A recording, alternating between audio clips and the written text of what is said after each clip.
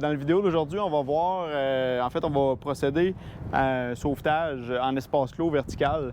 On va démontrer, dans le fond, la méthode la plus rapide et la plus facile pour soit descendre nos sauveteurs ou remonter nos sauveteurs ou remonter une victime également. Donc, c'est le scénario le plus facile qu'on a. Par contre, c'est pas le scénario le plus efficace. Vous allez comprendre pourquoi tantôt. Dans le fond, qu'est-ce qu'on a installé? Présentement, c'est qu'on a un espace clos vertical avec notre trépied à une hauteur de 6 pieds. On n'a pas mis d'auban là, pour le premier scénario. Donc, qu'est-ce qu'on a comme installation? On a le palan prémonté en 4x1 avec un cordage de 300 pieds. Donc, lui nous donne une portée d'environ à peu près une soixantaine de pieds là, déployés au maximum au niveau de la manœuvre. Puis au niveau de l'assurage, qu'est-ce qu'on a mis? On a mis un ASAP Absorber qui fait office d'assurage sur notre charge.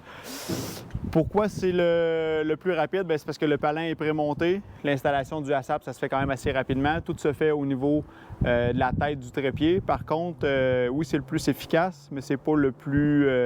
En fait, c'est le plus rapide à installer, mais c'est pas le plus efficace à cause que, au niveau du palan, qu'est-ce qui arrive? C'est que le premier désavantage de ça, c'est qu'il va se créer une certaine torsion. Plus qu'on va descendre notre charge, plus que la torsion va se créer dans le système. Ça va faire en sorte que si on a un cordage d'assurage avec ça, des gaines de communication, des gaines d'air pour nos sauveteurs, ça va faire en sorte qu'il peut se faire une torsion dans le système. Fait que là, ça peut tout se retrouver emmêlé ensemble. Ensuite de ça, ça fait aussi en sorte qu'il y a beaucoup de cordage à l'intérieur de notre trou. Donc, on se retrouve avec 4 cordes qui descendent dans notre espace clos. Donc, ça fait en sorte que ça prend un petit peu de place. Si on rajoute de la ventilation, tout ça, l'espace pour les sauveteurs, donc ça rajoute un peu de place. Qu'est-ce qui arrive aussi, c'est qu'on perd une certaine portée aussi en hauteur avec notre système. Donc, aussitôt que l'avantage mécanique 4x1, le prémonté, et si on veut reployer au maximum, ça fait en sorte qu'on perd à peu près environ presque 2 pieds à la hauteur de la tête du trépied. Fait qu'un autre désavantage. Le gros désavantage, par contre, qu'on a avec notre scénario présentement, c'est que il n'y a pas de redondance qui est créée dans notre système. C'est-à-dire que notre manœuvre et notre assurage, oui, est installé dans différents points d'ancrage. Donc, on a le palan prémonté qui est sur notre tige principale ici. Mais on a notre ASAP qui est sur un point d'ancrage distinct. Mais il reste que si on prend le trépied dans son entité, bien, on a le même point d'ancrage pour la manœuvre et l'assurage. Ça fait en sorte que si on a le facteur humain qui vient jouer dans l'équation, c'est-à-dire que si on a une fausse manœuvre qui est faite par la personne qui est à la manœuvre ou la personne qui est à l'assurage, ça fait en sorte que le trépied pourrait chavirer. Donc, on n'a pas mis d'auban présentement, c'était voulu.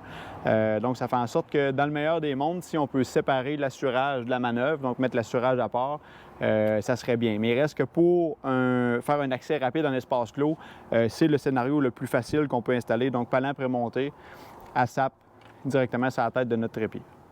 Pour l'utilisation du setup qu'on a fait avec le palan puis le ASAP, ça peut soit se manœuvrer à 2 personnes, c'est-à-dire qu'il peut y avoir une personne sur notre palan prémonté qui va prendre la charge en montant, puis on a une personne également qui va prendre le mou au niveau du cordage bleu tout en tenant le ASAP Absorber. La technique peut se faire seule, c'est-à-dire qu'on pourrait avoir seulement une personne qui manœuvre le palan prémonté et à chaque 2 pieds, arrête, va prendre le mou sur la corde bleue, retourne sur le palan.